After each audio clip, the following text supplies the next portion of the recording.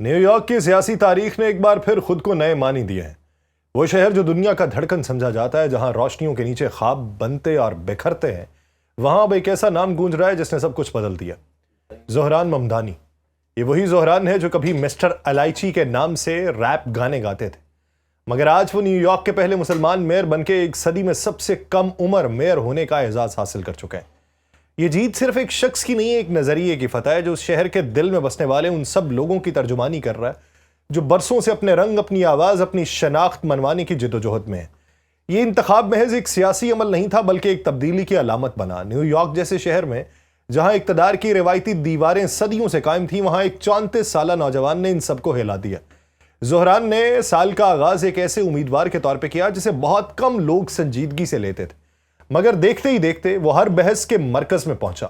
तरक्की पसंद हलकों ने उसमें एक नई समत देखी, एक ऐसा चेहरा जो ताकत के पुराने ढांचों से हटके आम शहरियों के मसाइल की बात करता था। उसका उरूज इस बात की निशानदही करता है कि न्यूयॉर्क की सियासत का मरकज अब तब्दील हो रहा है, और यह तब्दीली महज वक्ती नहीं बल्कि नजरियाती है। और यह मुहिम मामूली नहीं थी। इंतखाबात के दौरान अमरीकी सदर डोनाल्ड ट्रंप ने इस मामले में खासी दिलचस्पी दिखाई। उन्होंने वोटर्स के ऊपर जोर दिया कि ज़ोहरान ममदानी को वोट ना दें, बल्कि उसके मुखालिफ साबिक गवर्नर एंड्रयू कोमो की हिमायत करें। और ट्रंप ने सोशल मीडिया पे एक दिन पहले पैगाम दिया कि चाहे आप कोमो को पसंद करें या ना करें, आपके पास कोई दूसरा रास्ता नहीं। ममदानी में वो सलाहियत नहीं जो कोमो में है। लेकिन सियासत का मिजाज बदल चुका था। लोग अब वो चेहरे नहीं चाहते थे जो इक्तदार के आहनी दरवाजों पर पहरेदार बने रहते हैं। कोमो ने खुद को एक तंजिया अंदाज में कहा कि ट्रंप मेरी हिमायत नहीं कर रहे, वो ममदानी की मुखालिफत कर रहे हैं। और वाकई यही हुआ। ट्रंप की मुखालिफत ज़ोहरान के लिए गैर मुतवक्के हिमायत में बदल गई। आप सब पर सलामती हूं, मैं यासिर रशीद हूं और आप देख रहे हैं सुनो न्यूज। नाज़रीन, ज़ोहरान की जिंदगी का आगाज न्यूयॉर्क में नहीं हुआ था। उसका ताल्लुक एक ऐसे खानदान से है जिसकी जड़ें 3 बर्रे आज़मों में फैली हुई हैं। वो 1991 में युगंडा के दारुल हुकूमत कैंपाला में पैदा हुआ। उसके वालिद महमूद ममदानी एक मारूफ माहिर सियासत और दानिश्वर हैं, जिनकी तहरीरें नौ आबादियाती जहनीत पर गहरी तनकीद के तौर पर जानी जाती हैं। उसकी वालिदा मेरा नायर वही फिल्म साज हैं जिन्होंने मॉनसॉन वेडिंग और दी नीम सीख जैसी फिल्मों से आलमी सतह पर अपनी शनाख्त बनाई। ये दोनों शख्सियात खुद सकाफत, इल्म और मज़ाहमत की अलामत हैं, और ज़ोहरान की सोच इन्हीं रंगों में रची बसी है। बचपन में ज़ोहरान अपने वालिदैन के साथ जनूबी अफ्रीका के शहर केप टाउन में भी रहा, मगर 7 साल की उम्र में वो न्यूयॉर्क मुंतकिल हुआ। ब्रॉन्क्स में उसकी परवरिश हुई, वही ब्रॉन्क्स जहां जिंदगी की सख्तियां, सकाफती तनू और तबकाती जिदोजहद हर गली में दिखाई देती है। यही पस मंजर उसकी सियासत की बुनियाद बना। उसने अफ्रीकाना स्टडीज में तालीम हासिल की, यानी वो इल्म जिसमें अफ्रीका और उसके मुहाजिरीन की तारीख, जिद्दोजहद और सकाफती शनाख्त को समझा जाता है। इसी दौरान की दिलचस्पी फ़लस्तीनियों के हुकूक के लिए उसकी सरगर्मी भी बढ़ी। वो उन लोगों में शामिल था जो जुल्म के खिलाफ खड़े होने को इंसानी फरीजा समझते हैं, चाहे वो कहीं भी हो। ज़ोहरान की शादी 2024 में शामी नैयाद अमरीकी फनकारा रामा दवाजी से हुई, यानी 1 साल पहले। दोनों की जिंदगी में फ़न, मज़ाहमत और शनाख्त का मौजू मुश्तरक है, और ये इत्तेहाद महज ज़ाती नहीं बल्कि फ़िक्री भी था। एक ऐसा ताल्लुक जो 2 मुख्तलिफ मगर हम ख्याल दुनियाओं को जोड़ता है। सियासी मैदान में कदम रखने से पहले ज़ोहरान ने आम लोगों के दरमियान काम किया। उसने बतौर फोरक्लोजर प्रिवेंशन काउंसलर खिदमात अंजाम दी, यानी वो शख्स जो ऐसे ख़ानदानों की मदद करता है जिन्हें कर्ज की अदायगी ना होने पर घर से निकाल दिया जाता है। इस तजर्बे ने उसे ये एहसास दिलाया कि मुआशरती इंसाफ सिर्फ कानून से नहीं बल्कि इंसानी हमदर्दी से जन्म लेता है, और यही एहसास बाद में उसकी सियासत की बुनियाद बना। एक ऐसी सियासत जो वादों से नहीं बल्कि खिदमत से पहचानी जाती है। मगर ज़ोहरान सिर्फ एक सियासतदान नहीं, एक फनकार भी है। सियासत में आने से पहले वो मिस्टर कार्डेमम यानी मिस्टर इलायची के नाम से रैप गाने गाया करता था। उसके गाने आम तफरी नहीं थे बल्कि एक बयान थे, निज़ाम के खिलाफ, नाइंसाफ़ी के खिलाफ और अपनी शनाख्त पे फ़ख्र के हक़ में। 2019 में उसका गाना नानी खासा मकबूल हुआ, जिसमें आलमी शोहरत याफ्ता मुसन्निफ़ा मधुर जाफरी ने एक निडर दादी का किरदार अदा किया। नैनी की उस शोहरत के बाद वो गाना दरअसल उस नस्ल की कहानी बना जो रवायत और बगावत के दरमियान पली बढ़ी। ज़ोहरान के रैप में पाकिस्तानी गुलकार अली सेठी ने भी हिस्सा लिया, और दिलचस्प बात यह है कि अली सेठी उसकी इलेक्शन कैंपेन के दौरान भी खुल के उसकी हिमायत में दिखाई दिए। उनके नज़दीक फनकार सिर्फ नगमा निगार नहीं होता, बल्कि मुआशरत का आईनादार होता है। एक इंटरव्यू में ज़ोहरान ने कहा था, फनकार कहानी सुनाने वाले होते हैं, मगर हमें ये यकीनी बनाना है कि वो सिर्फ हमारे साथ नाम की हद तक ना हो, बल्कि हम उनके साथ चलें, उनके नजरिए के साथ खड़े हों। यही बात उसके सियासी फलसफे को बयान करती है कि ताकत का हकीकी मरकज वो लोग हैं जो कहानियां बदलने की हिम्मत रखते हैं।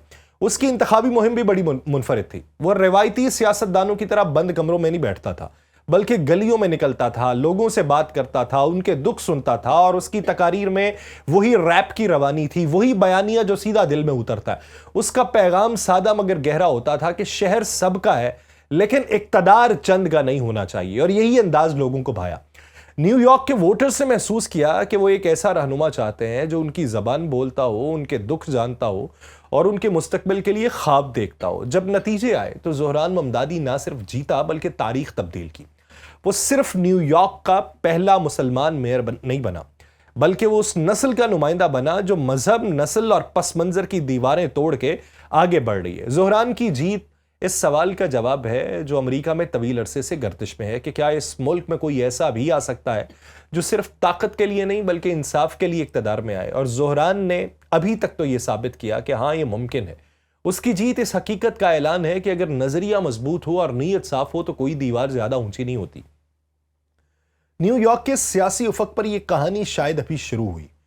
एक नौजवान जिसने न्यूयॉर्क की गलियों से सफर शुरू किया, आज दुनिया के सबसे ताकतवर शहरों में से एक का मेयर बन चुका है और उसकी कुर्सी पर बैठ चुका है। मगर अगर उससे पूछा जाए कि वो कौन है तो शायद वो आज भी यही कहेगा, मैं वही हूं, मिस्टर एलाइची, जो लोगों की बात कहता है, चाहे रैप में हो या सियासत में। ज़ोहरान की कहानी इस बात का भी सबूत है कि ख्वाब देखने वाले कभी आम नहीं होते।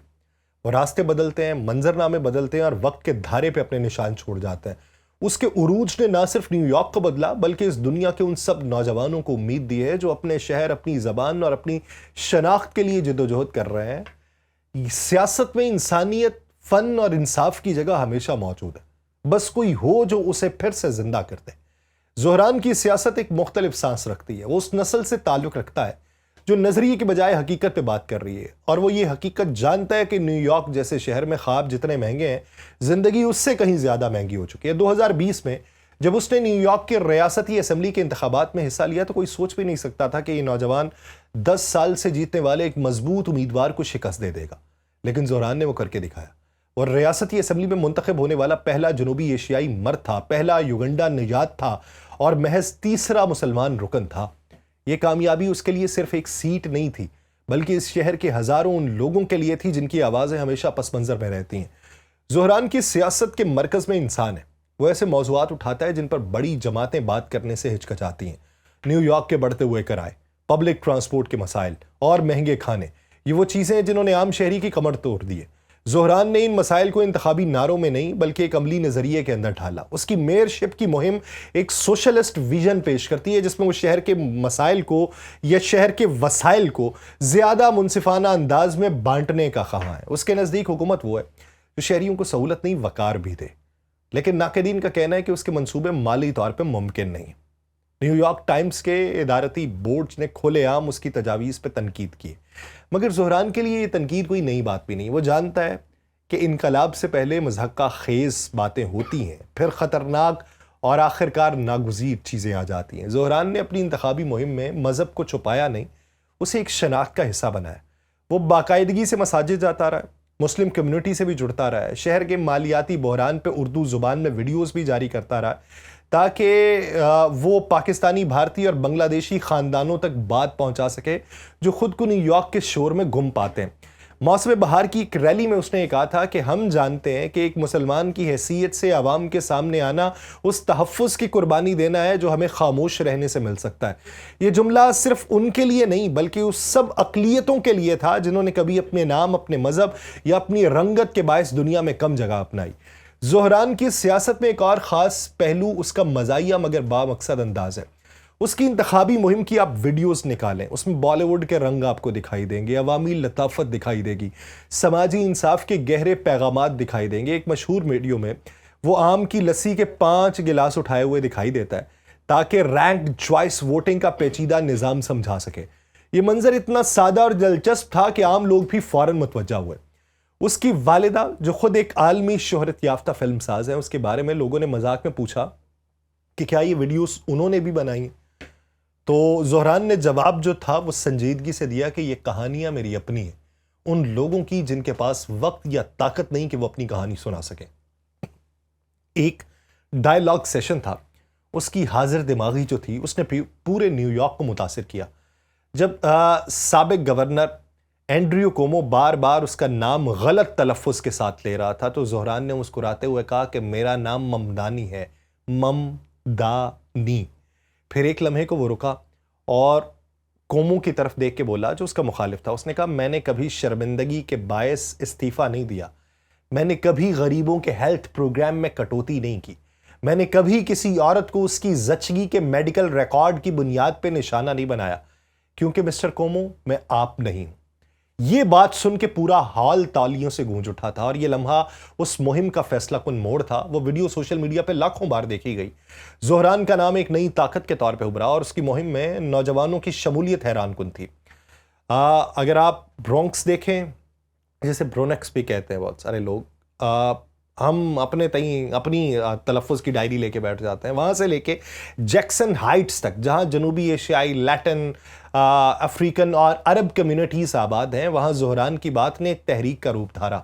हज़ारों रज़ाकार उसके साथ जुड़े। अंग्रेज़ी, हिंदी, उर्दू, बंगला, हस्पानवी, हर ज़ुबान में उसने दरवाजे खटखटाए। उसकी टीम का दावा यह था कि उन्होंने न्यूयॉर्क शहर की तारीख का सबसे बड़ा फील्ड ऑपरेशन किया है, जिसमें 40,000 रजाकार शामिल थे और 10 लाख से ज्यादा घरों तक वो खुद पहुंचे। ये महज एक मुहिम नहीं बल्कि अवामी शमूलियत की सबसे बड़ी मिसाल है। मगर हर जीत के साथ कुछ तनाज़ात भी आते हैं। उस पर इल्ज़ाम है कि वो फ़लस्तीनियों की हिमायत करता है और इसराइल को एक यहूदी रियासत के तौर पर तस्लीम नहीं करता।